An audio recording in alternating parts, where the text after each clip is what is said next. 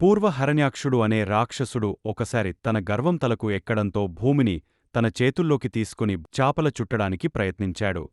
అలాగే అక్కడితో కూడా ఆగకుండా భూమిని బంధించే విశ్వజలాల్లోకి తీసుకుని వెళ్లాడు. దానితో భూదేవి తనని రాక్షసుడినుంచి రక్షించమని విష్ణువును వేడుకుంది. దాంతో ఇది చూసిన విష్ణువు వెంటనే భూమిని రక్షించడానికి మరొక రూపాన్ని అనగా వరాహ అవతారంలోనికి మారి రాక్షసుడైన హరణ్యాక్షుడు దగ్గరికి వెళ్లారు.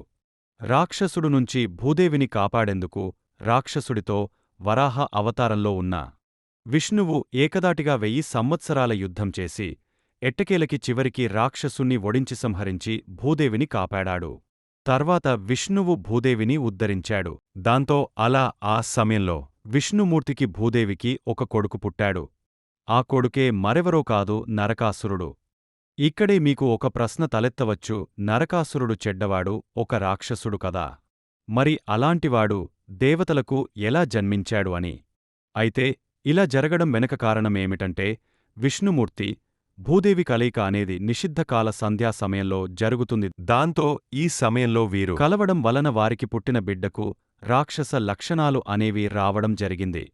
అయితే తన కడుపున రాక్షసుడు పుట్టడంతో భూదేవి ఎంతగానో బాధపడుతుంది.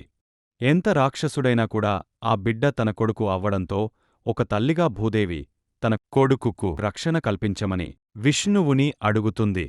ఎందుకంటే రాక్షసుల మరణం అనేది ఎప్పటికైనా దేవుళ్ల చేతిలోనే ఉంటుంది, కనుక తన కొడుకు చావకూడదు అనే ఉద్దేశంతో దేవుడైన విష్ణువునే భూదేవి తన బిడ్డకు రక్షణ ఇవ్వమని కోరిక కోరింది.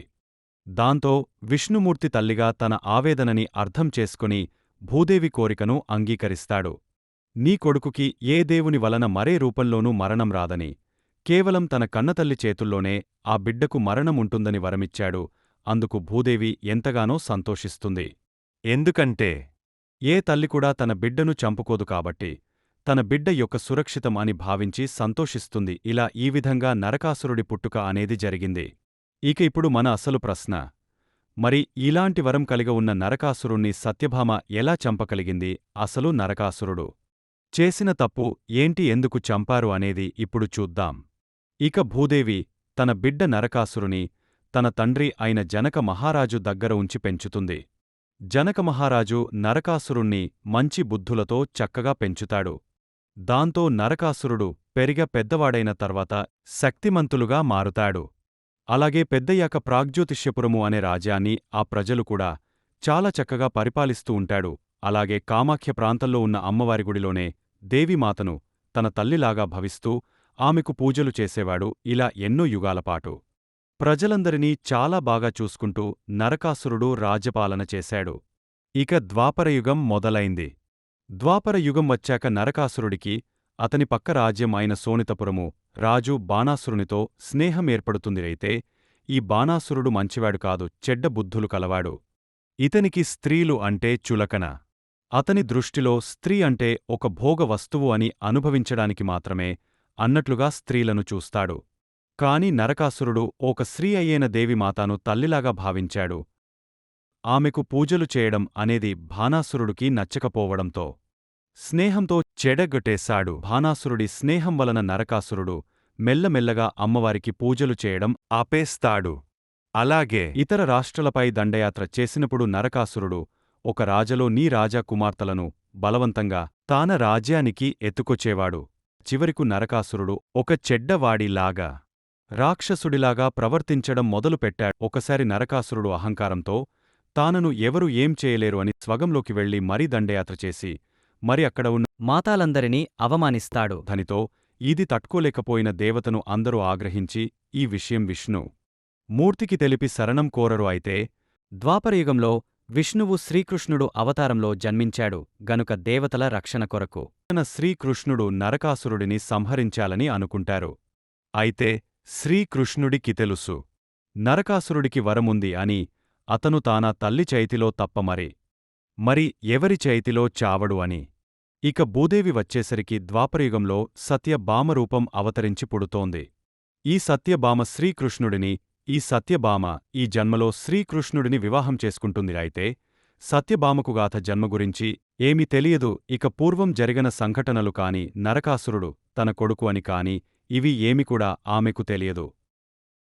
అయితే నరకాసురుడిని చంపేందుకు శ్రీకృష్ణుడు యుద్ధానికి వెళుతూ తనతో పాటు తన భార్య సత్యభామని కూడా యుద్ధానికి తీసుకొని వెళ్ళాడు. ఇక యుద్ధం మొదలు అవుతుంది. శ్రీకృష్ణుడికి నరకాసురుడికి పెద్ద యుద్ధం జరుగుతుంది. ఎంత ప్రయత్నించిన నరకాసురుడికి మరణం రాదు అని గ్రహించిన శ్రీకృష్ణుడు ఒక ఉపాయాన్ని ఆలోచించి యుద్ధం మధ్యలో తనకు మూర్ఛవచ్చి పడిపోయి నటిస్తాడు. దాంతో కళ్లముందే తాన భర్త మూర్ఛవచ్చి పడిపోయడం చూసిన సత్య భామ వెంటనై తాన భర్తని కాపాడుకునేందుకు తానా వీళ్లుని తీసి తన కొడుకైన నరకాసురుని మీదకు బాణం వేస్తుంది. దంత ఆ బాణం తలిగిన నరకాసురుడు తాన తల్లి అయిన సత్యభామ చేతిలోనై మరణిస్తాడు. ఇక నరకాసురుడు బంధించిన రాజకుమార్తెలను శ్రీకృష్ణుడు విడిపిస్తాడు. ఇలా ఈ నరకాసురుడిని సత్యభామ చంపిన ఈ చతుర్దశి అని పిలుస్తున్నారు. ఈ రోజు ప్రతి సంవత్సరం హిందువులు దీపావళి సంతోషంగా జరుపుకుంటూ నేటి తరం వరకు ఈ పండుగ రావటం జరిగింది. ఇక ఈ దీపావళి జరుపుకోవడానికి వెనుక ఉన్న మరికొన్ని కారణాలేంటో ఎప్పుడు మీకు తెలుపుతాను. ఆల్రెడీ మొదటి కారణం ఇందాక తెలుసుకుందాం. మిగిలిన వాటిని ఎప్పుడు చూడండి. 2 విష్ణు యొక్క 24 అవతారాల్లో 7వ అవతారమే శ్రీరాముడు 14 సంవత్సరాల అరణ్య వనవాసం చేసి ఆ తరువాత రావణుడిని సంహరించి సీతమ్మతో కలిసి చివరకు తన రాజమైన అయోధ్యకు తిరిగి ఇదే రోజున వచ్చారు. అయితే ఆ రోజు అమావాస్య కావడంతో అయోధ్య అంత చీకటితో ఉండే సరికే ప్రజలు అంత శ్రీరాముడికి స్వాగతం పలికేందుకు ఆ అమావాస్య చీకట్లను పోగొట్టేందుకు ఆ రోజున దీపాలను వెలిగించి స్వాగతం పలికారు. అలా అప్పటినుండి ఏ మంచి రోజున దీపాల పండుగ చేసుకోవడం ప్రారంభం అయ్యింది. 3 పాండవులు 5 కూడా తమ్మ అజ్ఞాతని ముగించుకుని తిరిగా తమ రాజమైన హస్తినకు తిరిగి ఇదే రోజునే ఏ దీపాలు రోజున తిరిగి వచ్చారు.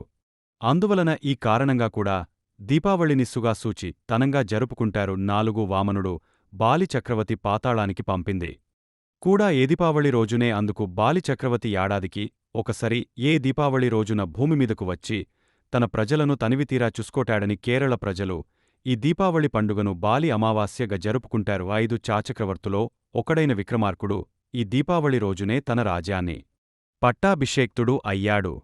6 తొలి తెలుగురాజు అయిన శాలివాహనుడు కూడా ఈరోజే యుద్ధంలో గెలిచి ఆంధ్ర సమాజాన్ని స్థాపించాడు. ఇలా మరి ఎన్నో సంఘటనలు చరిత్రలో ఎన్నో ఇదే రోజున రావడం జరిగింది. వీటి అన్నిటిని చూసినట్లు అయితే ఈరోజు చెడుపై మంచి విజయం సాధించిన సందర్భంగా ఈ దీపావళి ప్రజలు అంత సంతోషంగా జరుపుకుంటూ రావడం అన్నది ఈ పండుగ యొక్క అంతరర్థంగా మనము భావించవచ్చు. ఈ పండుగ అసలు దీపావళి ఏ చోట్ల ఎలా ఎంత అందంగా జరుపుకుంటారో చూద్దాం. నిజానికి దీపావళి ఒకరోజు జరుపుకునే పండుగ కాదు. ఇది 5 రోజుల పండుగ. ఈ పండుగ ఎస్యుజ బహుళ త్రయోదశి నటినుచి ప్రారంభమై కార్తీక శుద్ధ్య విధియతో ముగుస్తుంది. ఆ 5 రోజులు ఏంటి ఇప్పుడు చూద్దాం. 1 సేన్ డే ఎస్యుజ బాహుళం త్రయోదశి, దీనిని మనము ధన ట్రయసదిగా పిలుచుకుంటాం. అలాగే దంతెరాస కూడా అంటాము. 2 ఏండిడే ఎస్యుజ బహుళ చతుర్దశి, దీనిని మనము నరక చతుర్దశి అని కూడా పిలుస్తాం. 3 ఆర్డిడే ఎస్యుజ అమావాస్య, దీనిని మనము దీపావళిగా జరుపుకుంటాం. ఈ రోజునే లక్ష్మీ పూజ చేస్తారు. 4 ఏథ్డే కార్తీక శుద్ధ్య పాడ్యమి, ఈ రోజునే గోవర్ధన పూజ చేస్తారు. 5 ఏథ్డే కార్తీక శుద్ధ్య విధియ, దేనిననే మనము భగిని అస్త భోజనగా కూడా చెప్పుకుంటాం.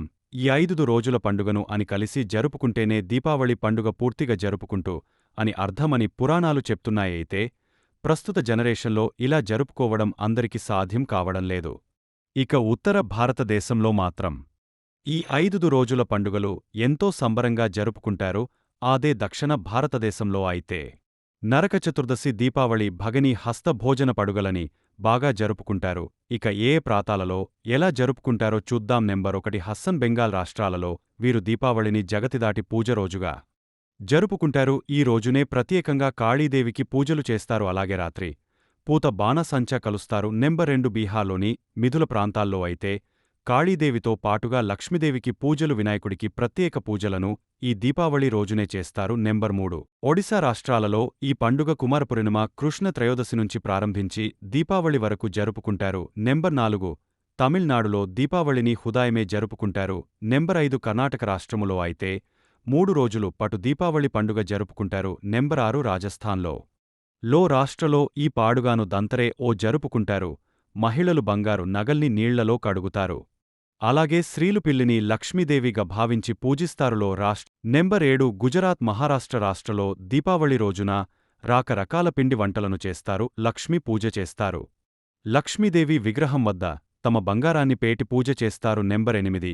ఇక మన తెలుగు రాష్ట్రలో అయితే ఈ పండుగ ఎంత వైభోగంగా జరుపుకుంటారు. ఈ దీపావళి రోజున హరికథలు పేటి శ్రీకృష్ణుడు నరకాసురుడిని వాదించిన సంఘటనలు వివరిస్తారు.